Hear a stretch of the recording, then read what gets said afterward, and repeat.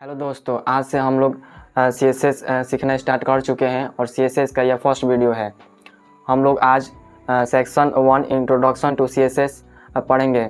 इसके अंदर हम लोग देखेंगे कि CSS क्या होता है और CSS के हिस्ट्री के बारे में जानेंगे, ठीक। और उसके वर्जन्स कितने हैं उसके बारे में भी जानेंगे और एक CSS फाइल भी बनाकर देखेंगे और उसमें थोड़ा सा कोड भी लिख कर देखेंगे, ठीक। और ये देखेंगे कि जैसे हम HTML में हमने देखा है कि HTML कोड कैसे रन होता है, तो उसमें मैंने बहुत बेसिक बताया था क्योंकि आप इस कोडिंग के जर्नी में एकदम न्यू थे। लेकिन CSS में मैं आपको पूरा इन डेप्थ बताऊँगा कि कैसे एक एक लाइन बाई लाइन कोड पढ़ता है और पार्सर का क्या रोल होता है और कैसे ब्राउज़र हमारा कोड पढ़कर रेंडर करता है, स्क्रीन पर दिखाता है आपको। डायरेक्ट कोड हम लोग रन करते हैं और डायरेक्ट स्क्रीन पर दिख जाता है। तो ऐसा बिहाइंड द सीन्स इतना जल्दी नहीं होता है। बिहाइंड द सीन्स बहुत सारे प्रोसेस से ये गुजरता है। तो सभी प्रोसेस को हम लोग आज की इस वीडियो में डिटेल से बात करेंगे। उसके बाद से CSS को कैसे ऐड करते हैं अपने HTML फाइल में, ये भी देखेंगे। तो चलिए बिना देर किए अब स्टार्ट करते हैं। तो सबसे पहले हम लोग देख लेते हैं व्हाट इज CSS। तो देखिए मैंने यहाँ पर एक्सेल ड्रॉ पहले से लिख कर लाया है कि मतलब क्या क्या पढ़ाना है, ठीक। और इसी से मैं पढ़ाता हूँ, इसी से मैं एग्जाम्पल भी दिखाऊंगा। जो थ्योरी थोड़ा सा सब्जेक्ट होता है मैं पहले से सब लिख कर लाता हूँ तो कि ताकि थोड़ा समय बचे। तो सबसे इंट्रोडक्शन टू CSS ये हम लोग पढ़ने वाले हैं। तो पहले हमारा क्वेश्चन है व्हाट इज CSS। तो देखिए यहाँ पर मैंने लिखा है it is a style sheet language use to control the look and layout of web page. CSS defines how those elements should appear like colors, font, size, spacing and positioning। तो देखिए CSS क्या है। CSS का full form होता है cascading style sheets. तो cascading और style sheets ये हम लोग सेपरेट वर्ड्स करके भी समझेंगे अभी थोड़ी देर में। तो पहले हम देख लेते हैं, एक ओवरव्यू ले लेते हैं CSS क्या है।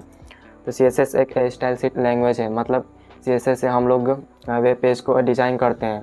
हम लोग बताते हैं कि ये वेब पेज दिखेगा कैसा, मतलब इसका लेआउट कैसा होगा, इसका पोजीशनिंग कैसा होगा। और हम लोग क्या डिफ़ाइन करते हैं सभी एलिमेंट्स का। जैसे हम लोग पैराग्राफ यूज़ करते हैं, हेडिंग टैग यूज़ करते हैं, ठीक। और इमेज यूज़ करते हैं। तो सभी चीज़ हम लोग सभी एलिमेंट्स को हम लोग एक लेआउट स्ट्रक्चर देते हैं। ऐसा ये चीज़ यहाँ पर दिखेगा और ये चीज़ यहाँ पर दिखेगा। हम लोग सब CSS की मदद से करते हैं और CSS से ही हमारा CSS पूरा कंट्रोल करता है हमारे वेब पेज का लुक और लेआउट। जैसे कि हम लोगों ने HTML के आखिरी वीडियो में एक प्रोजेक्ट मैंने बनवाया था ये होटल पैराडाइज, जिससे मैंने अलग अलग पेजेस बनाए थे, जैसे अबाउट का, रूम्स का, बुकिंग का, कंटेंट का, ठीक। तो अलग अलग मैंने पेजेस बनवाए थे। तो ये होम पेज है। तो ये देखिए ऐसे बहुत फीका दिख रहा है। यदि मैं इसमें से थोड़ा बहुत जो स्टाइलिश थोड़ा दिख रहा है, थोड़ा देखने में अच्छा लग रहा है, इमेजेस की वजह से दिख रहा है। लेकिन ओरिजिनल में वेबसाइट ऐसा तो दिखता नहीं है। ये होटल का एक बुकिंग वेबसाइट है। ये थोड़ा सा भी सुंदर नहीं दिख रहा है, सिर्फ न्यूज़पेपर की तरह ब्लैक एंड वाइट दिख रहा है। ऐसा लग रहा है कि जैसे पुरानी फिल्म जो ब्लैक एंड वाइट दिखती थी वैसे ही सिर्फ HTML दिख रहा है। और CSS आकर क्या हो जाएगा, जैसे हम लोग अभी फिल्म देखते हैं कलरफुल, ठीक। तो वैसे हम लोग CSS की मदद से कर देंगे। तो देखिए होटल वेबसाइट है। ओरिजिनल में मैं एक Airbnb का होटल वाला एक वेबसाइट मैंने खोला है। यहाँ से बुकिंग होता है, ठीक। तो इसका वेबसाइट देखिए, हम लोग देखिए HTML की मदद से बस टेक्स्ट दिख रहा है, बस इमेजेस दिख रहे हैं और इसके अलावा कुछ नहीं दिख रहा है। और इसमें CSS अप्लाई करके देखिए वेबसाइट कितना सुंदर हो गया। कार्ड्स दिख रहे हैं, ये रंग्स दिख रहा है, होवर करने पर अलग अलग कलर हो जा रहा है, ठीक। ये सब अलग अलग। इसमें भी देखिए पेजेस से, जैसे मान लीजिए कि मैंने यहाँ पर Airbnb योर एक्सपीरियंस पर क्लिक किया तो अलग से पेजेस खुला भी, देखिए डिज़ाइन के साथ खुल रहा है। तो ये टेस्ट है, कौन से कहाँ पर आना चाहिए, ये कार्ड है, ठीक। ये सब हम लोग CSS में डिफ़ाइन करते हैं। तो CSS में हम लोग क्या डिफ़ाइन करते हैं कि हमारा वेब पेज का लुक और पोजीशनिंग्स और सभी लेआउट्स कैसे होंगे, ठीक। मतलब कि UI डिज़ाइन हम लोग करते हैं CSS की मदद से। तो इसका UI कैसा होगा, ठीक। तो हम लोग पूरा यही CSS की मदद करते हैं। जबकि ये वेबसाइट देखिए HTML में कैसा दिख रहा है। किसी भी हम लोग पेज पर चले, जैसे अबाउट पेज पर चले जाए, ठीक। अबाउट पेज और शिफ्ट इमेज है, टेक्स्ट है। इसके अलावा हम लोग HTML से कुछ कर भी नहीं सकते हैं। इमेजेस डाल सकते हैं, वीडियोज डाल सकते हैं और सभी एलिमेंट्स इसी तरह ब्लैक एंड वाइट में दिखेंगे। तो हम लोग चाहकर भी HTML की मदद से कलर्स सोचेंगे कि ये वेलकम टू होटल पैराडाइज लिखा हुआ है, सोचेंगे कि इसका कलर येलो हो जाए, इसका कलर पिंक हो जाए, ठीक। तो हम लोग नहीं कर सकते हैं। ये लिंक्स ऐसा ना दिखाई दे, थोड़ा बड़ा दिखाई दे, इमेजेस यहाँ पर सेंटर में है, तो ये भी हम लोग नहीं कर सकते हैं HTML की मदद से। तो ये सब हम लोग लेआउट का जो स्ट्रक्चरिंग का काम है, तो हम लोगों ने ये थी HTML में कर लिया था, फाउंडेशन तैयार कर लिया था, ठीक। और इसमें हम लोग स्टाइल करेंगे वेबसाइट का। तो हम लोग किससे करेंगे? CSS से। इसलिए यहाँ पर लिखा है it is style sheet language use to control the look and layout of web page. CSS defines how those elements should appear, ठीक। तो ये कितने सभी एलिमेंट्स हैं, ये H1 एलिमेंट्स है, और ये एंकर एलिमेंट्स है, और ये H2 एलिमेंट्स, ये इमेज एलिमेंट्स है, इमेज टैग, ठीक। ये सब एलिमेंट्स है और इसी को डिफ़ाइन करता है कि ये कैसे दिखेंगे। तो यही सब तो हम लोग डिफ़ाइन कर रहे हैं यहाँ पे भी। इसलिए यहाँ पर H1 यहाँ पर थोड़ा बड़ा दिखाना है, इमेज यहाँ पर दिखाना है, तो ये चीज़ हम लोग CSS में कर रहे हैं। तो वही यहाँ पर डिफिनेशन में लिखा है कि CSS defines how those elements should appear on the web page, ठीक। तो इसके अंदर हम लोग कलर्स देते हैं, फ़ॉन्ट साइज़, मतलब ये टेक्स्ट कितना बड़ा हुआ कितना छोटा। जैसे HTML में देखिए, मैं चाहता हूँ कि H2 और थोड़ा और बड़ा दिखे, ठीक है, साइज़ में। तो हम लोग कैसे कर सकते हैं? तो हम लोग नहीं कर सकते हैं, ठीक। मान सकते हैं H1 इतना ही बड़ा दिख रहा है, मैं सोचता हूँ कि ये थोड़ा और बड़ा दिखे, तो H1 से तो ऊपर नहीं होता है कि मैं वो लिखकर थोड़ा और बड़ा से दिखा सकूँ। तो ये सब हम लोग CSS की मदद से करेंगे। तो ये दिखा रहा है। तो हम लोग अब जान लेते हैं CSS का जो फुल फॉर्म होता है कैस्केडिंग स्टाइल शीट्स, इसका क्या मतलब होता है। हालांकि आपको थोड़ा अच्छे से ये नहीं समझ में आया कैस्केडिंग का मतलब। जब हम लोग कोड करने लगेंगे तो कैस्केडिंग का मतलब और अच्छे से समझेंगे, लेकिन मैं अपना पूरा प्रयास कर रहा हूँ कि मैं आपको कैस्केडिंग का मतलब यहाँ पर समझा दूँ। देखिए यहाँ पर लिखा है CSS कैस्केडिंग स्टाइल शीट्स। तो यहाँ पर कैस्केडिंग्स का यहाँ पर देखिए मैंने लिखा है इसके बारे में, styles are applied in specific priority order when they are conflicts. तो इसको पढ़कर तो आपको मतलब कि वो समझ ही में नहीं आ रहा होगा ये मैंने क्या लिखा है। तो कैस्केडिंग का मतलब होता है, जैसे कि आपने वाटरफॉल देखा होगा, तो जैसे मैं गूगल पर सर्च कर रहा हूँ कैस्केडिंग, देखिए टू फॉल और hang out specially in a large amount of stage, जल प्रताप के बातें गिरना। जैसे वाटरफॉल बहुत ऊँचे से पहाड़ी इलाके से नीचे गिरता है, वैसे झरना देखा ऊपर से इस तरह नीचे गिरता है, तो उसी का एक मीनिंग होता है कैस्केडिंग, ठीक। मतलब कि जल प्रताप, मतलब कि वाटरफॉल की तरह कुछ भी चीज़ ऊपर से गिर रहा है तो उसका मतलब कैस्केडिंग होता है। तो यहाँ पर कैस्केडिंग का मतलब CSS में क्यों लाया गया? क्योंकि हम लोग जो CSS का कोड लिखते हैं तो वह ऊपर से चेक करते आता है, ठीक। और मान लीजिए कि मैंने एक एलिमेंट्स को टारगेट किया H1, तो मैंने ऊपर लिख दिया इस H1 का कलर ब्लू होना चाहिए, और उसी के मैंने नीचे लिख दिया उसी को टारगेट करके इस H1 का कलर येलो होना चाहिए। ये कॉन्फ्लिक्ट्स हो गया। तो CSS सोचने लगा कि एक ही H1 को इसने दो कलर्स दिए हैं कि ये ब्लू हो या येलो, तो लेकिन कलर तो एक ही स्क्रीन पर दिखेगा, तो कौन सा दिखेगा? तो यहीं पर रूल आता है कैस्केडिंग का, मतलब कि ऊपर से कोड देखता आता है, जो आपने सबसे आखिरी में लिखा होगा वही UI पर शो होगा, तो उसी को कैस्केडिंग कहते हैं। तो वहीं यहाँ पर लिखा है, अब शायद आपको अब पढ़कर यहाँ पर समझ में आएगा। Styles are applied in a specific priority order when they are conflicts. तो ऑर्डर में मतलब ऊपर से नीचे तक पढ़ते पढ़ते CSS आता है। यदि दोनों कॉन्फ्लिक्ट्स हैं, मतलब कि दोनों पर आपने एक ही स्टाइल अप्लाई कर दिया है, तो सबसे नीचे वाला मतलब ऊपर से जो सबसे बॉटम में है वह स्टाइल अप्लाई होगा, तो उसी को कैस्केडिंग कहते हैं। अब स्टाइल का मतलब आपको पता ही है कि डिज़ाइन या लुक का कंटेंट, उसको स्टाइल कहते हैं, किसी भी चीज़ का स्टाइल, उसमें डिज़ाइन कैसा हो, इसका लुक कैसा होगा, ठीक। Sheets file of location of styling rules, तो इसको शीट्स कहते हैं कि स्टाइलिंग के लिए भी बहुत सारे रूल्स होते हैं, सिर्फ ये कैस्केडिंग का नहीं है, ठीक। तो कैस्केडिंग के अलावा भी और बहुत सारे रूल्स होते हैं कि यदि दो एलिमेंट्स कॉन्फ्लिक्ट्स कर जाएँ डिज़ाइन में कि ये दिखाना है कि वो दिखाना है, तो हम लोग कैसे डिसाइड करेंगे, ठीक। तो ये शीट्स है, तो कैस्केडिंग स्टाइल शीट, तो यही CSS का फुल फॉर्म होता है। तो हालांकि आपको उतना नहीं समझ में आएगा, लेकिन हम लोग जब CSS करेंगे और देखेंगे कि हम लोग दो जानबूझकर हम लोग एक ही एलिमेंट को दो डिज़ाइन देंगे और देखेंगे कौन सा अप्लाई हो रहा है, तब आपको उसमें बहुत अच्छे तरीके से समझ में आएगा कैस्केडिंग का मतलब। तो अब देख लेते हैं हाउ ब्राउज़र रेंडर CSS। तो हम लोगों ने देखा कि व्हाट इज़ CSS। तो CSS क्या होता है? Cascading style sheets which defines our web page what's looks, मतलब कि लेआउट कैसा हो, यह सब हम लोग CSS में डिफाइन करते हैं। और CSS यूज हम लोग क्यों करते हैं? क्योंकि बिना CSS के हमारी वेबसाइट न्यूज़पेपर की तरह ब्लैक एंड वाइट दिखेगी, और कुछ भी उसमें डिज़ाइन नहीं रहेगा, तो यूज़र एक्सपीरियंस भी ख़राब हो जाएगा, ठीक। यूज़र आएगा और बस ऐसा वेबसाइट दिखेगा तो कोई इसे यूज भी नहीं करेगा, ठीक। लेकिन थोड़ा ऐसा वेबसाइट दिखेगा, थोड़ा कलरफुल दिखेगा, थोड़ा डिज़ाइन इसका अच्छा रहेगा, तो सभी लोग यूज़ करेंगे। तो इसलिए हम लोग CSS को यूज़ करते हैं। और हम लोग फ्रंट एंड डेवलपमेंट कर रहे हैं, तो फ्रंट एंड डेवलपमेंट का मतलब ही होता है सारा फोकस UI पे होना चाहिए और डिज़ाइंस पे, ठीक। कि कैसे अपने यूज़र्स को एक्सपीरियंस को बढ़ाएं, कि मतलब कि वेबसाइट पर ज़्यादा से ज़्यादा रुके, हमारे डिज़ाइंस को देख कर खुश हो जाए, ठीक। तो हम लोग फ्रंट एंड डेवलपमेंट में वेबसाइट का फ्रंट एंड पार्ट बनाते हैं, तो इसीलिए हम लोग CSS यहाँ पर सीख रहे हैं फ्रंट एंड डेवलपमेंट में। तो हमारा सेकेंड क्वेश्चन है कि हाउ ब्राउजर्स रेंडर CSS। तो इससे पहले मैंने आपको बताया था कि HTML वाले वीडियो में कि हाउ ब्राउजर्स रेंडर HTML। तो HTML का फाइल होता है, HTML उसे पार्स करता है, फिर से कोड में बदल जाता है। तो ये सब उसमें मैंने बहुत शॉर्ट में बताया था, ठीक। तो यहाँ पर मैं डिटेल में बताता हूँ। तो देखिए मैं यहाँ पर एक एथी लेता हूँ, कोड लिखता हूँ HTML का, उससे मैं समझाता हूँ। तो इसको समझाने से पहले मैं एक और चीज़ उससे पहले मैं बता देता हूँ, way to add CSS internal और एक्सटर्नल।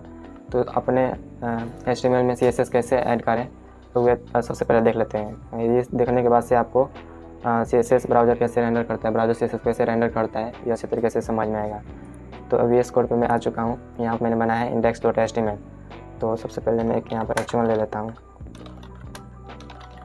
हेलो CSS, ठीक। मैं H1 लिख दिया, इसको मैं गो लाइव करता हूँ। तो हेलो CSS यहाँ पर लिख कर आ रहा है, ठीक। तो हम लोग देख लेते हैं हम लोग CSS कहाँ कहाँ लिख सकते हैं। तो देखिए एक हम लोग यहाँ पर लिख सकते हैं, जैसे यहाँ पे हम लोग एट्रीब्यूट लिखते हैं, ठीक। इसके अंदर इसी के अंदर हम लोग लिख सकते हैं, देखिए इसी के अंदर हम लोग लिख सकते हैं स्टाइल लिखेंगे, ठीक। और उसके बाद से स्टाइल लिखते हम लोग ने इसको बता दिया कि यहाँ पर अब हम लोग इसके अंदर CSS लिखने जा रहे हैं। देखिए मैंने यहाँ पर लिखा हूँ कलर मान लीजिए मैंने दे दिया रेड, ठीक। कलर दे दिया रेड, देखिए इससे कलर रेड हो चुका है, ठीक। तो इसे इनलाइन स्टाइल कहते हैं। तो जो हम लोग यहाँ पर लिखते हैं ना ओपनिंग टैग में, यहाँ पर हम लोग इनलाइन स्टाइल कहते हैं इसे, ठीक। अब देखिए कलर मैंने दिया, एक मैं देता हूँ बैकग्राउंड कलर येलो, ठीक। बैकग्राउंड कलर येलो, देखिए बैकग्राउंड कलर हो गया येलो और इसका कलर हो गया हेलो CSS। मैं बस दिखा रहा हूँ कि आप लोग CSS कहाँ कहाँ लिख सकते हैं। मैं आप ये नहीं बता रहा हूँ ये क्या लिखा हुआ है, इसका मतलब ये क्या है, ठीक। तो इसको आप कोड को इग्नोर कीजिएगा, मैं आगे आने वाली वीडियो में इसको अच्छे से बता दूंगा। तो कलर मैंने यहाँ क्यों लिखा है, सेमीकोलन यहाँ पे क्यों लगाया, डॉट, ये सब मैं क्यों लिख रहा हूँ, ये सब आप इग्नोर कीजिए। मैं बता रहा हूँ कि CSS हम लोग कहाँ कहाँ लिख सकते हैं। यदि हम लोग CSS इस तरफ ओपनिंग टैग के अंदर लिखें तो इसे कहते हैं इनलाइन स्टाइल, इनलाइन CSS, ठीक। इनलाइन CSS, ठीक। तो एक हम लोग CSS यहाँ पर लिख सकते हैं और एक हम लोग CSS यहाँ पर भी लिख सकते हैं हेड के अंदर। तो इसके अंदर लिखना होगा स्टाइल ओपनिंग टैग और ये देखिए क्लोजिंग टैग।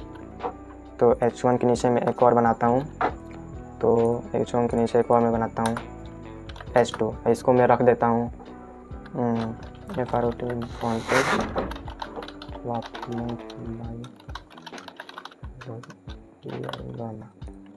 ठीक। तो ये एक H2 हो गया, उसके नीचे front end development by Ravi Varma, ठीक। तो H2 में मैंने आपको याद होगा कि मैंने आपको बताया था कि हम लोग एड लिख सकते हैं, एट्रीब्यूट एड और क्लास। यहाँ पर हम लोग क्लास लिख रहे हैं, ठीक। तो ये क्या है, एक हेडिंग है, तो मैंने यहाँ पर लिख दिया हेडिंग। यहाँ पर आप नाम कुछ भी रख सकते हैं, तो हम लोगों ने यहाँ पर हेडिंग बनाई इसलिए इसको हेडिंग लिख दिया है, ठीक। तो यहाँ पर इसको मान लीजिए मुझे H2 को स्टाइल करना है, ठीक। तो यहाँ पर आइए, आप पहले डॉट लिखिए। डॉट मतलब कि ये क्लास है, ठीक। डॉट का मतलब ही हम लोग ऐसा एलिमेंट्स को टारगेट करो जो क्लास जिस पर एट्रीब्यूट लगा हो, हेडिंग, ठीक। तो इसका मतलब क्या हुआ, डॉट का मतलब क्लास। तो तुम जाओ और HTML के एलिमेंट्स में खोजो, मतलब यहाँ पर ये बोल रहा है तुम जाओ और HTML के एलिमेंट्स में खोजो जिस पर एट्रीब्यूट क्लास लगा हो, ठीक। तो डॉट मतलब हो गया क्लास, क्लास क्या लगाओ, हेडिंग लगाओ। तो उसके बाद से मैंने लिखा हेडिंग। तो इनडायरेक्टली ये इस एलिमेंट्स को टारगेट कर रहा है। और यहाँ पर मैं लिख दूंगा फ़ॉन्ट साइज मतलब कितना बड़ा होना चाहिए, मतलब मैंने लिख दिया 30 पिक्सल, ठीक। देखिए तो ये आप दिख नहीं रहा होगा बड़ा, थोड़ा मैं इसको 80 पिक्सल कर देता हूँ। देखिए front end development by Ravi Varma, ये देखिए बड़ा हो गया। तो हम लोग पहला CSS कहाँ लिखे, ओपनिंग टैग के अंदर ही। तो इसे हम लोग क्या बोलेंगे, इनलाइन CSS, ठीक।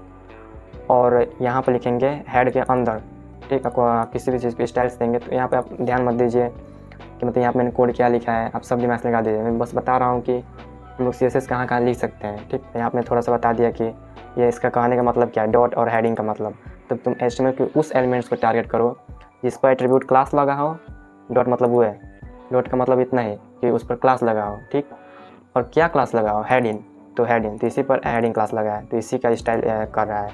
तो यहाँ पे मैंने फ़ॉन्ट साइज दे दिया 80 पिक्सल, तो ये इतना बड़ा हो गया, ठीक। और मैं इसको कलर भी चेंज कर सकता हूँ। कलर मैंने मान लीजिए चेंज कर दिया कैडेट ब्लू, ठीक। तो देखिए कैडेट ब्लू हो गया, ठीक। जो चाहे मैं इसे ब्लू कर देता हूँ, ब्लू, ये ब्लू हो गया, ठीक। तो मैंने यहाँ पर दिखा दिया। तो इसे क्या कहते हैं, इसे कहते हैं यहाँ पर सक्सेसफुल कोर्स इनलाइन हो गया इंटरनल CSS। अभी थोड़ी देर के लिए मैं भी भूल गया था इसे क्या कहते हैं, इंटरनल CSS, ठीक। तो यहाँ पे इनलाइन CSS और इसे कहते हैं इंटरनल CSS, ठीक। तो दो तरीके से जान गए कि आप CSS कैसे कैसे हम कर सकते हैं, एक इनलाइन CSS और एक इंटरनल CSS। मान लीजिए यहाँ पर HTML बहुत बड़ा होता है, ठीक, और HTML का यहाँ पर कोड बहुत बड़ा होता है और मुझे उसे डिज़ाइन करना होता है, ठीक। तो यहाँ पर ये बेस्ट तरीका है, यहाँ पर इनलाइन स्टाइल से यहाँ पर लिखेंगे तो HTML CSS एक ही में खिंच हो जाता है। तो उसके लिए थोड़ा ये बेटर है कि हम लोग यहाँ पर लिखें, लेकिन यहाँ पे भी इसी में HTML पूरा हो जाए, यहीं पर पूरा CSS लिखा जाए, ठीक। यहाँ पर तो बहुत छोटा है, लेकिन हम आगे आने वाले वीडियो में जैसे हम लोग यहाँ पर लिखें 4 लाइन का कोड लिखे हैं, लेकिन आगे आने वाले वीडियो में हम लोग 1,000 लाइन का कोड लिखेंगे, CSS की मैं बात कर रहा हूँ, ठीक। तो ये सब इसी में मान लीजिए 1,000 लाइन का CSS है इसमें हो गया, और HTML मान लीजिए 150 लाइन का HTML हो गया, ठीक। तो ये सोचिए स्क्रॉल बार एकदम यहाँ पर दिख रहा है ना, स्क्रॉल बार एकदम इतनी सा हो जाता है, ठीक। तो इतना छोटा हो जाता है। तो हम लोग इसी में सब लिखे, तो हम लोग क्या करते हैं कि हम लोग CSS का एक अलग से फाइल बना देते हैं, उसके अंदर CSS का सारा कोड लिख देते हैं, ठीक, और उसको इस HTML से लिंक कर देते हैं। तो उसको हम लोग एक्सटर्नल CSS कहते हैं। तो देखिए कैसे करते हैं उसे, फोल्डर के अंदर यहाँ पर आइए और यहीं पर एक फाइल बनाइए। तो उसको जैसे हम लोग यहाँ पर दिए थे index.html, जैसे कि होम पेज का दिखा रहा था index.html, ठीक। तो उसी तरह CSS का एक कॉमन नेम होता है style.css। यहाँ पर नेम आप कुछ भी दे सकते हैं, लेकिन एक कॉमन नेम होता है, शुरू में style.css लिख दिया जाता है, ठीक, style.css। तो ये CSS का फाइल हो गया। यहाँ पर देखिए CSS का लोगो भी आ गया है, तो CSS का न्यू लोगो है। और पुराना लोगो मैं आपको दिखाता हूँ, CSS लोगो, देखिए CSS का ऐसा लोगो था। हाँ, शुरू में यहाँ पर मैं अभी ये शायद 1 साल, चाहे 1 साल से नहीं 2-3 महीने से ये न्यू लोगो यहाँ पर दिखा रहा है। मैंने 2-3 महीने पहले मैं कोडिंग करता था, तो यहाँ पर ऐसा ही कुछ दिखाता था, ऐसा लोगो दिखाता था। तो यहाँ पर आप ये लिखेंगे CSS न्यू लोगो, तो देखिए CSS का न्यू लोगो अभी आएगा।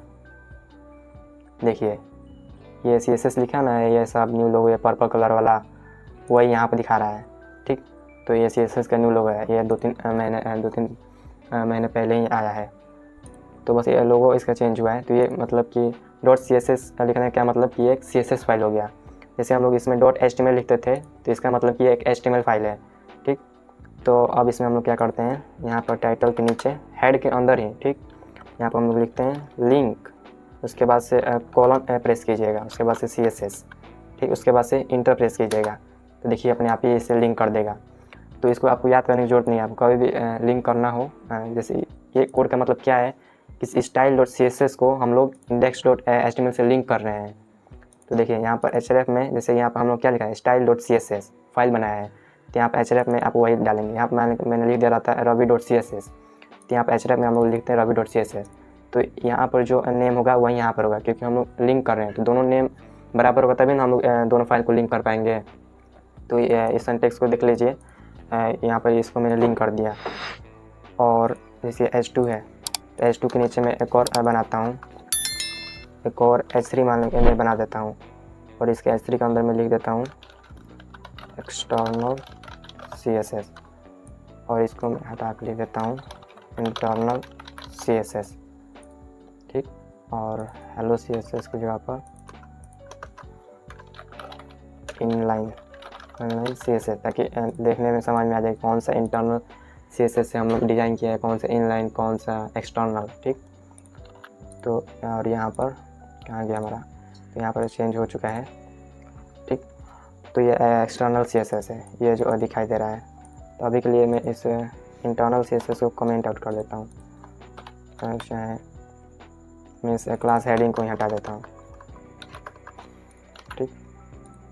तो ये क्लास हेडिंग हट चुका है, ठीक। और यहाँ पर मैं इसका एक क्लास देता हूँ एक्सटर्नल में यहाँ पे क्लास दे देता हूँ। ठीक। तो इसे हम लोग कैसे टारगेट करेंगे, ऐसे ही टारगेट करेंगे जैसे हम लोग ये टारगेट, देखिए यहाँ पे ये टारगेट कर रहा है जिस डॉट मतलब वो एलिमेंट को खोजो जिस पर क्लास लगाओ, डॉट का मतलब इतना ही, क्लास क्या लगाओ, हेडिंग, तो हेडिंग से यहाँ पर कोई है नहीं, इसलिए यहाँ पर किसी पर ये डिज़ाइन मतलब कि जो स्टाइल हमने किया है यहाँ पर दिख नहीं रहा है, ठीक। लेकिन हम लोग ने यहाँ पर एक्सटर्नल क्लास दूसरा बनाया है, तो यहाँ पर एक्सटर्नल नहीं है इसलिए डिज़ाइन अप्लाई नहीं हो रहा है। तो CSS फाइल में आते हैं और लिखते हैं डॉट, तो वो इस एलिमेंट को खोजो जिस पर क्लास एट्रीब्यूट लगाओ, क्या लगाओ, एक्सटर्नल, ठीक, अकॉर्डिंग ब्रैकेट्स, ठीक है। CSS सिंटैक्स है, पहले हम यहाँ पर सेलेक्टर लिखते हैं, उसके बाद से नाम और उसके बाद से यहाँ पर उसका डिज़ाइन लिखते हैं। तो एक्सटर्नल यहाँ पर लिख देते हैं हम लोग कि कलर रेड नहीं पर्पल हो जाए, ठीक। देखिए यहाँ पर एक्सटर्नल CSS पर्पल हो गया। और मैं इसका फ़ॉन्ट साइज बढ़ा देता हूँ, फ़ॉन्ट साइज 50 पिक्सल। देखिए एक्सटर्नल CSS दिखने लगा। तो 3 टाइप से हम लोग CSS कर सकते हैं। तो यहाँ पर इस फाइल में हम लोग क्या करेंगे, एक्सटर्नल CSS में अलग से सेपरेट फाइल बना लेंगे, उसमें सारा जितना हम लोग CSS कोड लिखेंगे उसी में लिखेंगे, इसी फाइल के अंदर, ठीक। तो ये भी यही काम कर रहा है जो हम लोग ने यहाँ पर लिखा है। तो बस ये अलग क्या है, हम लोग ने एक न्यू फाइल बना लिया है, पहला स्टेप। और सेकेंड स्टेप यहाँ पर हम लोग लिंक कर लेना है इसको। कैसे लिंक करना है मैं फिर से दिखा देता हूँ, लिंक कॉलन और उसके बाद CSS और उसके बाद इंटर प्रेस करना है, तो ये आ जाएगा, ठीक है। यहाँ पर अपना नाम दे देना है जो भी आपने CSS का फाइल बनाया होगा। अभी हम लोग इस केस में CSS के फाइल का नाम क्या है, स्टाइल, इसलिए मैंने यहाँ पर स्टाइल रहने देता हूँ, ठीक। तो ये हो गया एक्सटर्नल CSS। और यहाँ पर जो हम लोग ने लिखा ये इंटरनल CSS और ये इनलाइन CSS, ठीक। ये 3 प्रकार से हम लोग CSS को ऐड कर सकते हैं अपने HTML फाइल में। तो मैं ये रहने देता हूँ एक्सटर्नल CSS और इन दोनों को ये भी रहने देते हैं, ठीक, ये भी रहने देते हैं। तो यहाँ पर देखिए अब होगा क्या। तो अब हम लोग समझते हैं हाउ ब्राउज़र रेंडर CSS। तो इसलिए मैंने पहले आपको ये बताया हुआ है टू ऐड CSS की CSS मतलब कि अप्लाई हो रहा है हम लोग HTML फाइल में कैसे लिखते हैं। अब हम लोग जान लेते हैं कि हाउ ब्राउज़र रेंडर CSS। देखिए यहाँ से मैं ये बाद में ऐड कर दूँगा, यहाँ से मैं अभी इसे डिलीट करता हूँ, थोड़ा क्लीन लगे, इसे मैं क्लीन कर देता हूँ।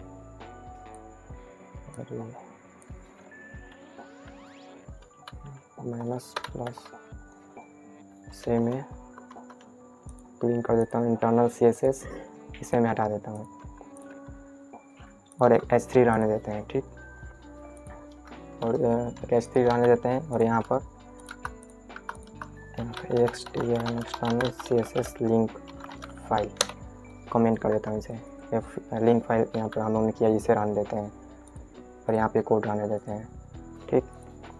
तो और यहाँ पर थोड़ा सा HTML लिख लेते हैं, एक्सटर्नल CSS हो गया, एक H1 लिख लेते हैं, इंट्रोडक्शन टू CSS, और इसको मैं एक कॉल के अंदर डाल देता हूँ। अब मैं कोड लिख रहा हूँ ताकि मैं समझा सकूँ कि कैसे रेंडर होता है CSS। और यहाँ पर मैं फुटर डाल देता हूँ, फुटर, इसके अंदर पैराग्राफ 11.4 और H1 को हेडर में, इसे मैं हेडर में और इसे मेन में, ठीक। तो आपको तो HTML लिखना आता ही होगा। तो हेडर हो गया, मेन हो गया, फुटर हो गया, ठीक। तो इसी कोड से हम लोग देखेंगे कि ये कैसे HTML समझ रहा है इस फाइल को, Ctrl+C, ठीक। और यहीं पर हम लोग समझेंगे, यहाँ पर इसे निकाल लेता हूँ B,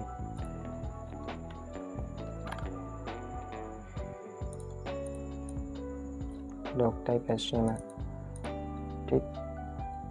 यहाँ पे ये हो गया।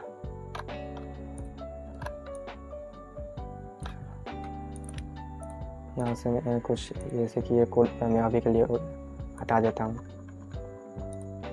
ठीक। ये हो गया, ये हो गया। और यहाँ भी इसको मैं थोड़ा सा साइड कर देता हूँ।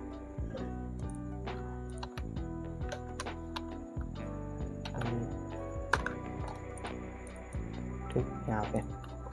तो हाउ ब्राउज़र रेंडर CSS। तो उससे पहले हम लोग को समझना होगा कि HTML कैसे स्क्रीन पर दिखाई देता है। तो देखिए, तो यहाँ पे ये कोड है, तो ये कोड HTML कैसे कन्वर्ट होगा हम लोग बारी बारी से समझते हैं। ठीक, तो ये HTML का कोड आएगा कहाँ से। मान लीजिए मैंने ये फाइल बनाया, इसे गो लाइव किया, ठीक, और यहाँ पर मैं आता हूँ, इसे मैं क्लोज करता हूँ। ठीक, ये फाइल आ गया और मैं इसे इंस्पेक्ट करता हूँ। इंस्पेक्ट में कर रहा हूँ, ठीक, और यहाँ पर एप्लीकेशन में जाने के बाद से नेटवर्क टैब में, ठीक,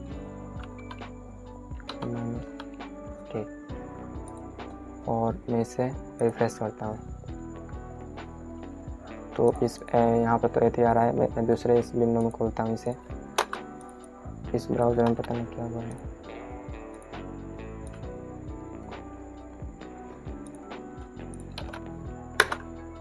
ठीक, इंस्पेक्ट, तो इसमें आप लोग देखिए, तो इसमें यहाँ पर आपको आ जाना है नेटवर्क टैब में, ठीक, तो यहाँ पर आपको रिफ्रेश करना है। तो देखिए यहाँ पर क्या आ रहा है, index.html, ठीक, यहाँ पर index.html आ रहा है। तो मैं इसको भी अभी लिंक को कमेंट कर दूँगा। लिंक कमेंट होगा क्या, तो ये इस फाइल से टूट जाएगा, तो यहाँ पर डिज़ाइन भी अप्लाई नहीं होगा। तो इस URL को मैंने इसमें भी खोल लेता हूँ। देखिए यहाँ पर डिज़ाइन भी अप्लाई नहीं हो रहा है। तो पहले देख लेते हैं कि HTML कैसे यहाँ पर शो होता है। तो ये मान लीजिए कि लाइव कोई सर्वर से ये कोड आया, ठीक, HTML का। तो यहाँ पर देखिए, यहाँ पर दिखा रहा है जैसे यहाँ पर सर्वर पर रिक्वेस्ट भेजा, इस URL पर रिक्वेस्ट भेजा index.html पे, ठीक, और स्टेटस कोड में बताया था 200, मतलब कि हाँ ओके है, सब चीज़ ओके है, ठीक। तो हम लोग ने रिक्वेस्ट भेजा और रिस्पॉन्स में क्या आया, ये कोड आया, ठीक, सर्वर से। तो ये मैंने बताया था, ये लाइव सर्वर का कोड है। जो भी हम लोग यहाँ पर चेंज कर रहे हैं, यहाँ पर दिखाने के लिए यहाँ पर कोड लाइव सर्वर खुद इंजेक्ट कर देता है, जो यहाँ पर हम लोग ने लाइव सर्वर इंस्टॉल किया है, ठीक। तो हम लोग के यहाँ पर कोड आ गया। यहाँ पर हम लोग इसका प्रीव्यू भी देख सकते हैं। तो रिस्पॉन्स में मान लीजिए कोड आ गया, ठीक। तो कोड आने के बाद से हमारे पास इस ब्राउज़र के पास हमारा कोड HTML का मिल चुका है। तो उसके बाद से क्या होगा, तो मान लीजिए कि ब्राउज़र के पास ये कोड आ गया, ठीक। इसके बाद से ब्राउज़र क्या करेगा, HTML डाउनलोड। तो इस कोड को मान लीजिए देख लिया, इसको डाउनलोड कर लिया अपने ब्राउज़र में ही, ठीक, ऑनलाइन ही। ऐसे पार्स, तो पार्स मतलब होता है अब इसके छोटे छोटे टुकड़े करेगा, ठीक, इस कोड के। देखिए यहाँ पर ऊपर से पढ़ते आएगा, तो पहले देखेगा कि डॉक टाइप, पहले ये देखिए ओपनिंग टैग देखेगा, ठीक, अब देखेगा डॉक टाइप HTML। तो ब्राउज़र समझेगा कि ये HTML5 का वर्जन ये रिप्रेजेंट कर रहा है, ठीक। तो HTML5 का वर्जन से रिप्रेजेंट करता भी है। उसके बाद से HTML देखेगा, तो HTML यहाँ पर ओपनिंग टैग है और यहाँ पर क्लोजिंग टैग, ठीक। तो ओपनिंग टैग देखेगा, क्लोजिंग टैग देखेगा।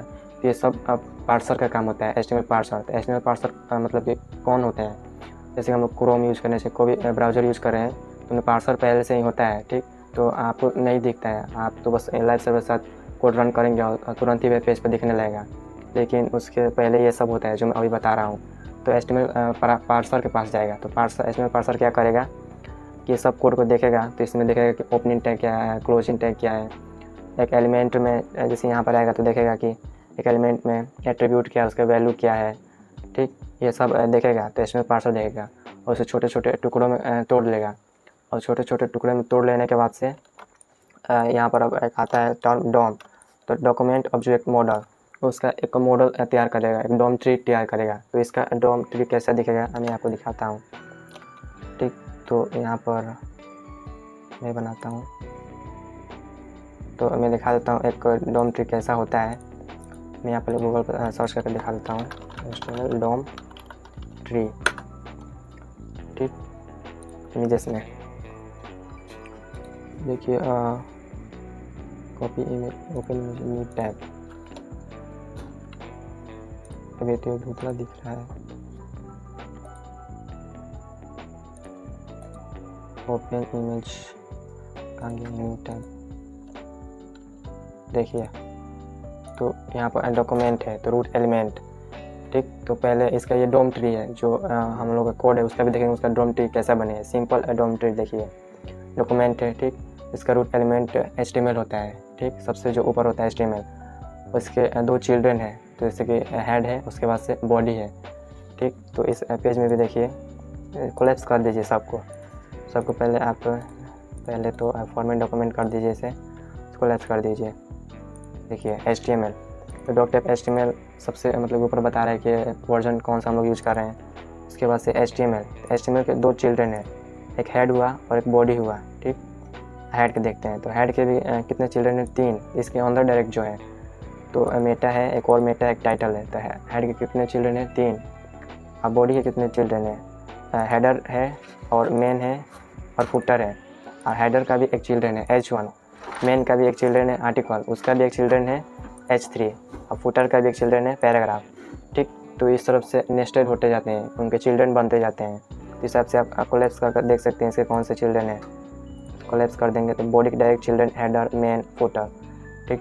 उसी तरह इसका उल्टा कीजिए, हेडर का पेरेंट कौन हुआ, बॉडी, और इस बॉडी का भी पेरेंट कौन हुआ, तो इसको क्लोज कर दीजिए और हेड को भी क्लोज कीजिए।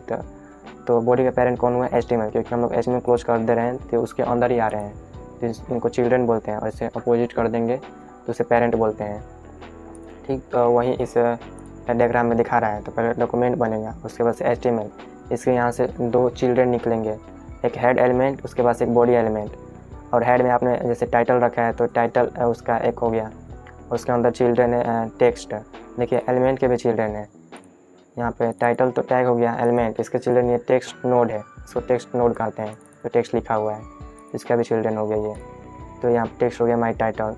अब इसी तरह बॉडी में आते हैं, तो बॉडी में आप मान लीजिए एट्रीब्यूट भी चिल्ड्रन हुआ, एलिमेंट, H1, टेक्स्ट, यहाँ पर उसके अंदर कुछ टेक्स्ट लिखा हुआ है तो वो इसका चिल्ड्रन हो गया। तो यहाँ पर हम लोग भी अपना एक बनाते हैं, यहाँ पर हम लोग बनाते हैं इसका डॉम ट्री, जो हमारा कोड है, ठीक। तो यहाँ पे इसका मैं कलर यहाँ पे इसे बड़ा कर लेता हूँ थोड़ा सा, यहाँ पे इसको, ठीक। ये डॉम ट्री हो गया। और सबसे पहले आएगा डॉक्यूमेंट,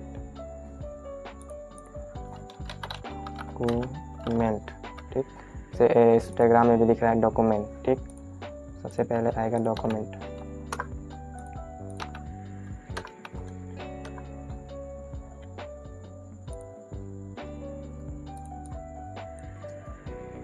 तो यहाँ पर डॉक्यूमेंट आ गया, ठीक। और इसके अंदर यहाँ से एक एरो निकलेगा और इसके अंदर आएगा HTML, ठीक। और HTML हो गया। फिर यहाँ पर डॉम ट्री यहाँ पर दिखा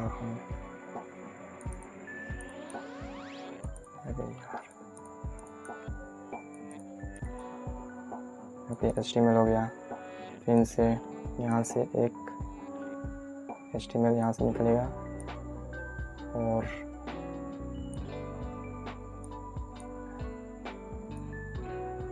इसके भी 2 चिल्ड्रन बनेंगे, ठीक। जैसे कि आप कोड भी देख सकते हैं, ये HTML है, इसके 2 चिल्ड्रन हैं, हेड और बॉडी। तो सर यहाँ पर लिख लेते हैं। सबसे पहले चिल्ड्रन क्या हुआ, चलिए हेड, उसी तरह यहाँ पे क्या हुआ, बॉडी।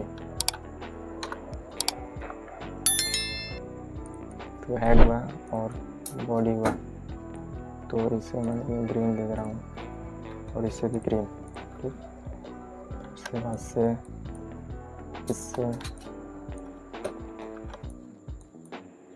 हेड के अंदर भी चिल्ड्रन बनेंगे, तो इसके यहाँ पर मैं दिखा दे रहा हूँ, इस तरह से मैं लाइन बना रहा हूँ। तो इसके अंदर हेड के अंदर कितने चिल्ड्रन है, 3, मेटा, उसके बाद से टाइटल। तो यहाँ पर एक यहाँ पे, एक यहाँ पे, ठीक। तो मैं अभी इसे क्लोज कर रहा हूँ, उसके बाद से एक और एक्सेल ड्राफ्ट खोल रहा हूँ, तो मैं इसे इरेज कर रहा हूँ। तो लाइन आ जाता है, जल्दी हटता भी नहीं है। तो इसके 3 चिल्ड्रन है, तो यहाँ पर सबसे पहला चिल्ड्रन क्या है, सबसे पहला चिल्ड्रन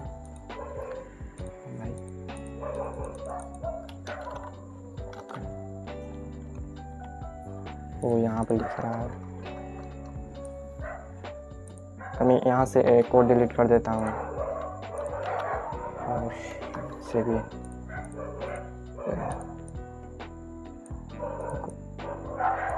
उसे मैं यहाँ पर ला देता हूँ। ठीक, तो यहाँ पर हेड हो गया। ठीक, हेड के भी 3 चिल्ड्रन है, एक है क्या मेटा, फिर से एक और है मेटा, तीसरा क्या है टाइटल, टाइटल टाइटल।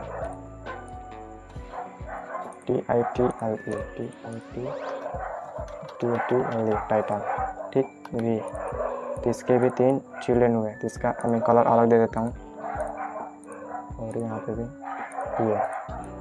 तो इसी तरह से डोम स्ट्रक्चर बनते जाता है, लेकिन ये इतना जल्दी बन जाता है, ब्राउज़र से बना देता है, डोम ट्री से कहते हैं, कि आपको दिखता भी नहीं है।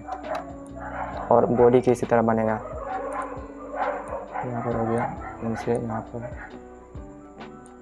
3। तो बॉडी के अंदर कितने हैं, हेडर, मेन और फुटर। तो यहाँ पर हेडर, मेन और यहाँ पे फुटर हो गया। ठीक, और यहाँ पे ठीक,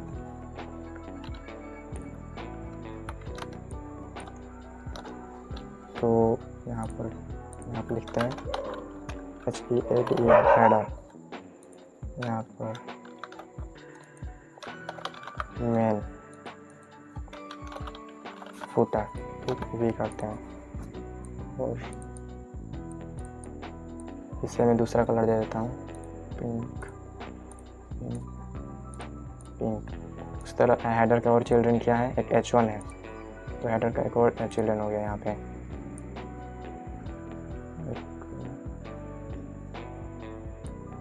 H1 क्या हो गया, H1। और इसमें लाकर ये सब मैं आपके सामने बना कर इसलिए दिखा रहा हूँ कि आपको समझ में आए कि कोड का डोम ट्री कैसा बनता है। नहीं तो मैं इसे पहले से भी ये स्क्रीन एडिट कर ला सकता था, लेकिन अभी मैं आपके सामने बना रहा हूँ कि आपको भी समझ में आए कि डोम ट्री कैसा, ब्राउज़र कैसा बनाता है। तो ये इसके अंदर हो गया H1। मेन के अंदर चिल्ड्रन है आर्टिकल। ठीक, तो मेन के अंदर कौन सा चिल्ड्रन है, आर्टिकल, TICL आर्टिकल। इसके अंदर आर्टिकल हो गया, और आर्टिकल के अंदर भी एक है जिसको, इसका नाम है H3। ठीक, इसे हम और इसका नीचे जाते हैं तो H3 हो गया। और फुटर देखिए, फुटर के अंदर एक पैराग्राफ है, तो फुटर के भी अंदर यहीं से ये लाइन देते हैं। ठीक, और यहाँ पे लिखते हैं P, तो इसको दूसरा कुछ ले देते हैं। तो हमारे कोड का जो यहाँ पर हम लोगों ने कोड लिखा था, इसका डोम ट्री देखिए कुछ ऐसा बन रहा है। ठीक, डोम ट्री इसका हो गया। HTML, उसके 2 चिल्ड्रन, हेड, उसके बाद से बॉडी के और उसके चिल्ड्रन, मेटा, 2 मेटा हमने लिया था और एक टाइटल। बॉडी का 3 चिल्ड्रन, हेडर, मेन और फुटर। हेडर का एक चिल्ड्रन H1, मेन का आर्टिकल का भी एक चिल्ड्रन H3 और फुटर का पैराग्राफ। ठीक, उसी तरह हम उल्टा भी जा सकते हैं, H1 का पेरेंट हेडर का पेरेंट बॉडी और बॉडी का पेरेंट HTML। तो यहाँ पर H3 से देखते हैं, H3 का पेरेंट आर्टिकल का पेरेंट मेन का पेरेंट बॉडी और बॉडी का पेरेंट HTML। तो सब HTML से ही स्टार्ट होता है। तो इस तरह से डोम ट्री बनता है। ठीक, तो सेकेंड स्टेप में क्या बनता है, HTML सर्वर से आ गया, जैसे मैंने आपको यहाँ पर दिखाया था। ठीक, यहाँ पर इंस्पेक्ट करके दिखाया था, इंस्पेक्ट में करता हूँ, नेटवर्क जाकर देखिए रिक्वेस्ट ऐसे यहाँ पर नहीं, इसमें तो गड़बड़ है। इसमें देखिए इंट्रोडक्शन टू CSS मैंने बोला था, नेटवर्क में आए थे हम लोग, आल में थे हम लोग। ठीक, आल के यहाँ फिल्टर में index.html, तो टाइप यहाँ पर डॉक्यूमेंट दिखा रहा है। डॉक्यूमेंट मतलब कि एक HTML फाइल है, मैंने आपको HTML वाली वीडियो में बताया था। ठीक, तो ये index.html यहाँ पर हम लोग क्लिक कर रहे हैं, तो देखिए रिस्पॉन्स में एक सा कोड आ रहा है, प्रीव्यू। तो हेडर में हम लोग ने रिक्वेस्ट किया, रिस्पॉन्स में ये कोड आया।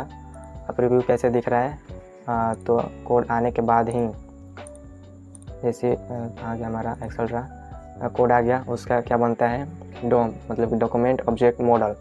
ठीक, आप देखिए उसके बाद से CSS उसके बाद से उस कोड रन होता है। तो अब यहाँ पर देख रहे होंगे कि आप यहाँ पे CSS style.css नहीं आ रहा है क्योंकि उसे मैंने कमेंट किया था। चलिए उसे मैं ऑन कमेंट कर देता हूँ। यहाँ पे मैंने ऑन कमेंट कर दिया, देखिए यहाँ पे style.css भी आ गया। ठीक, तो यहाँ पर देख रहे होंगे कि यहाँ पर देखिए लिख रहा है index.html में डॉक्यूमेंट इनिशियर में, देखिए यहाँ पर लिख रहा है, तो यहाँ पर लिख रहा है इनिशियर मतलब कि इसे कौन रिक्वेस्ट भेज रहा है। ठीक, तो इसे ब्राउज़र रिक्वेस्ट भेज रहा है HTML फाइल को। ठीक, लेकिन स्टाइल शीट में देखिए यहाँ पर स्टाइल शीट मतलब कि ये बताया तो स्टाइल शीट लैंग्वेज है CSS, इसलिए यहाँ पर टाइप लिखा है स्टाइल शीट। यहाँ पर देखिए लिख रहा है index.html10। तो देखिए यहाँ पर लिख रहा है कि index.html फाइल में लाइन नंबर 10, देखिए यहाँ पर 10 है, यहाँ पर लाइन नंबर 10 पे हम लोगों ने लिंक किया है। यहाँ पे ये बता रहा है कि index.html फाइल में लाइन नंबर 10 से इसे रिक्वेस्ट भेजा गया है। ठीक, तो यहाँ पर हुआ क्या है, ब्राउज़र यहाँ से पढ़ते पढ़ते आ रहा है, डोम इसका स्ट्रक्चर बन गया। ठीक, तो इस तरफ ये बन गया, और जब यहाँ पर लाइन नंबर 10 पर आया तो देखा कि यहाँ पर एक दूसरा लिंक है, तो इस लिंक पर चला गया style.css पे। तो ये यही दिखा रहा है कि इस स्टाइल फाइल को कौन रिक्वेस्ट भेज रहा है, तो index.html। ठीक, तो index.html इसे बुला रहा है style.css फाइल को। ये तो ये यहाँ पर कोड आया, इसलिए यहाँ पर दिखा रहा है index.html लाइन नंबर 10। ठीक, तो style.css का कोड आ चुका है, ये इसका कोड हो गया। ठीक, तो यही बता रहा है HTML डाउनलोड हुआ, डोम ट्री बना। थोड़ा कोड और आगे बढ़ा तो वहाँ पर देखा कि अरे यहाँ पर CSS का लिंक है, तो CSS को भी रिक्वेस्ट भेजा गया, तो CSS का कोड आ गया। CSS का कोड आता है तो CSS OM बनता है, मतलब OM, तो CSS ऑब्जेक्ट मॉडल। ठीक, तो जैसे एथी बना डॉक्यूमेंट बना डॉक्यूमेंट ऑब्जेक्ट मॉडल HTML का, उसी तरफ CSS का CSS ऑब्जेक्ट मॉडल बनता है। ठीक, तो ये CSS ऑब्जेक्ट मॉडल बन गया, और जब HTML मतलब कि डॉक्यूमेंट ऑब्जेक्ट मॉडल और CSS ऑब्जेक्ट मॉडल बनते हैं तो रेंडर ट्री बनता है, मतलब कि अभी UI पर क्या दिखाना है और उसके बाद से लेआउट क्या दिखाना है, उसके बाद से CSS का जो हम लोग ने लिखा है कोड वे सब लगने लगता है। ठीक, उसके बाद से UI पर रेंडर हो जाता है। तो इतने सारे प्रोसेस से गुजरता है, तो मैं जल्दी बता देता हूँ कि वो क्या रहा है। यहाँ पे मैंने एक फ़ाइल बनाया, और यहाँ पर मैं रिफ्रेश करता हूँ, index.file जो कि सर्वर के पास गया, सर्वर से आया। ठीक, उसके बाद से एक डॉक्यूमेंट ट्री बन गया। लाइन नंबर 10 पर आते ही उसे देखा कि अरे यहाँ पे एक CSS का फाइल लिंक किया हुआ है, तो इसे भी रिक्वेस्ट भेजो। तो CSS के फाइल को कौन रिक्वेस्ट भेज रहा है, index.html रिक्वेस्ट भेज रहा है। तो index.html फाइल के अंदर हम लोगों ने जो CSS का लिंक दिया है, तो वो index.html फाइल CSS को रिक्वेस्ट भेजेगा। CSS का कोड आ गया, तो वहीं यहाँ पर दिख रहा है CSS का कोड आ गया। CSS का कोड आते ही इसका बनेगा CSS OM, मतलब CSS ऑब्जेक्ट मॉडल। ठीक, जैसे डॉक्यूमेंट ऑब्जेक्ट मॉडल बना उसी तरफ CSS ऑब्जेक्ट मॉडल बनेगा। उसके बाद से DOM और CSS OM दोनों मिलकर रेंडर ट्री बनेंगे। उसके बाद से यहाँ पर UI पर दिखा रहा है, तो देख रहे हैं इसके पीछे कितना सारा प्रोसेस हुआ है, लेकिन यहाँ पर एकदम 1 मिनट में आप मतलब कि गो लाइव पकड़ते हैं, यहाँ पर स्क्रीन पर दिख जाता है। तो यही हम लोग को इन डेप्थ पढ़ना है, बिहाइंड द सीन्स इसके पीछे क्या हो रहा है, हम लोग को एक्चुअली देखना है। ठीक, तो आप भी गूगल पर जाइए और लिखिए। यहाँ पे एक आउटलाइन तैयार इसलिए करता हूँ कि आप भी खुद से इस जाकर थोड़ा सा अपने से पढ़िए। ठीक, आप वीडियो देख रहे हैं तो इसके बारे में और ज़्यादा नॉलेज लीजिए, क्योंकि यहाँ पे अपना सभी नॉलेज नहीं बता सकता, क्योंकि ये वीडियो का लेंथ बहुत बड़ा हो जाएगा। अभी यहाँ तक मैंने बनाया अपना, शायद मुझे लग रहा है कि 1 घंटा तक ये वीडियो बन चुका होगा। ठीक, तो इस तरफ से वेबसाइट पर UI दिखता है। ठीक, तब आपको पता चल गया होगा कि CSS वेबसाइट पर आता कैसे है। ठीक, ये CSS स्टाइल वेबसाइट पर दिख कैसे रहा है शुरू से अंत तक, जब से रिक्वेस्ट जा रहा है और UI पर जब रेंडर हो वहाँ तक मैंने आपको बता दिया है। और अब थोड़ा सा जान लेते हैं CSS ब्रीफ हिस्ट्री। तो CSS का थोड़ा सा हिस्ट्री जान लेते हैं। ठीक, तो CSS का हिस्ट्री बहुत ज़्यादा नहीं जानेंगे, आप पढ़ सकते हैं ऑनलाइन, चाहे यूट्यूब पर कोई वीडियो भी देख सकते हैं। मैं एक शॉर्ट में बता रहा हूँ CSS का हिस्ट्री। जैसे कि पहले वेबसाइट HTML बनती थी तो वे तो सिर्फ न्यूज़पेपर की तरह ब्लैक एंड वाइट दिखती थी, और जैसे जैसे इंटरनेट पर वेबसाइट पर लोग बढ़े तो वेबसाइट को ज़्यादा यूज़ करने लगे, इंटरनेट को ज़्यादा यूज़ करने लगे, तो जो इन्वेंसर थे उनको लगा कि नहीं, अब वेबसाइट में थोड़ा UI थोड़ा अच्छा करना चाहिए, कि लोग अब ज़्यादा आ रहे हैं तो थोड़ा और इसे सुंदर बनाना चाहिए। तो उसमें बहुत सारे लैंग्वेजेस थे, लेकिन CSS उसमें से ये था कि HTML को अलग और CSS को अलग करता था, मतलब उसका एक अलग फाइल बनाता था।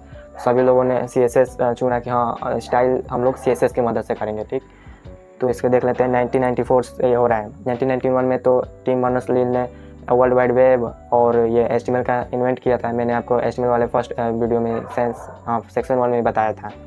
ठीक, तो CSS प्रपोज्ड बाय हाकुन विनम ली। तो हाकुन विनम ली के द्वारा CSS को सबसे पहले प्रस्तावित किया गया। ठीक, आपको जाकर बहुत मतलब मज़ेदार बात है कि जो HTML के इन्वेंटर थे टिम बर्नर्स-ली, उस जिस कंपनी में काम करते थे उसी कंपनी मतलब उन्हीं के दोस्त हाकुन विनम ली थे, उन्होंने CSS बना दिया।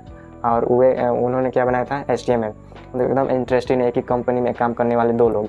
ठीक, तो CSS यहाँ से बना। CSS का पहला पार्ट लॉन्च हुआ 1996 में, वेरी बेसिक स्टाइलिंग। मतलब कि शुरू में कोई भी चीज़ पहले बार में परफेक्ट नहीं होती है, आप भी जानते हैं। तो CSS पहली बार 1996 में आया, उसका बहुत कम स्टाइल थी, बस कलर चेंज कर दो। ठीक, बस इतना ही था। 1998 में पोजीशनिंग आ गया, जैसे कि यहाँ पर बॉक्स यहाँ पर है तो स्क्रीन साइज पर कहीं भी ले जाना है, यहाँ पर नहीं, मुझे यहाँ पर दिखाना है, तो ये कैसे करेंगे। तो 1998 में आया CSS 2 से। CSS 2.1 2011 तक है। ठीक, तो ये जितने भी CSS 1 और CSS 2 में बग्स थे, मतलब कि थोड़ा और उसको इन्हेंस किया गया। ठीक, और उसको और अच्छा से लिखा गया। ठीक, मतलब कि इससे हम लोग थोड़ा ज़्यादा लाइन में कोड लिख रहे थे स्टाइल करने के लिए थे CSS 2 में। इसी में जो बग्स मतलब एरर्स जो थी उसको सॉल्व किया।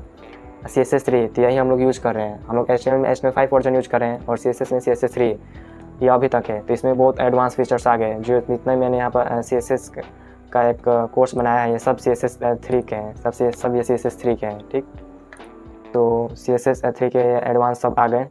अब आप लोग सोचेंगे कि CSS 4 कब आएगा, तो CSS 4 कभी भी नहीं आएगा, क्योंकि अब CSS क्या हो रहा है, अब मॉड्यूल्स निकलते हैं, मतलब कि एक छोटा छोटा फीचर्स बनता है। ठीक, तब CSS 4 नहीं आने वाला, CSS 3 तक ही रहेगा, छोटा छोटा फीचर्स आएगा। तो ये थी थोड़ी सी CSS के ब्रीफ हिस्ट्री।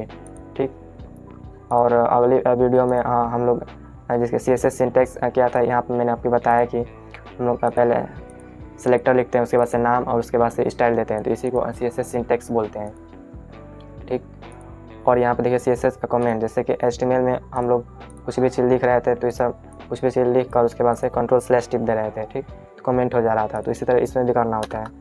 मान लीजिए कि इसी के बारे में मुझे कुछ बताना है, तो this is external CSS file, इसमें भी Ctrl/ प्रेस कीजिए तो इसमें भी कमेंट हो जाएगा। तो यहाँ पे थोड़ा कमेंट अलग है लेकिन और यहाँ पर थोड़ा सा अलग है, लेकिन Ctrl/ से यहाँ पर मतलब कि कमेंट आप ऐड कर सकते हैं। ठीक, तो इस पर हम लोग और भी ज़्यादा अच्छी तरीके से बात करेंगे नेक्स्ट वीडियो में। तो इस वीडियो में हम लोगों ने अच्छे तरीके से बात कर लिया कि CSS क्या होता है, ब्राउज़र CSS कैसे रेंडर करता है, CSS वर्जन कौन कौन से आए हैं, CSS के इन्वेंटर कौन थे, कैसे HTML से कनेक्टेड होता है, और हम लोग CSS कैसे अपने HTML फाइल में ऐड कर सकते हैं, इनलाइन, एक्सटर्नल, इंटरनल। ठीक, CSS सिंटेक्स क्या होता है, CSS कमेंट्स क्या होता है, सब कुछ हम लोगों ने इस वीडियो में जान लिया। इस वीडियो से कुछ भी आपको मतलब इस वीडियो से रिलेटेड कोई भी डाउट हो रहा है तो कमेंट बॉक्स में ज़रूर पूछें, मैं ज़रूर रिप्लाई दूंगा। और ये भी बताएं कि आप CSS सेलेक्टर्स अगले वीडियो के लिए एक्साइटेड है कि नहीं है। ठीक, तो ये वीडियो आपको कैसा लगा इस वीडियो में ज़रूर बताएं। ठीक, तब तक के लिए हैप्पी कोडिंग।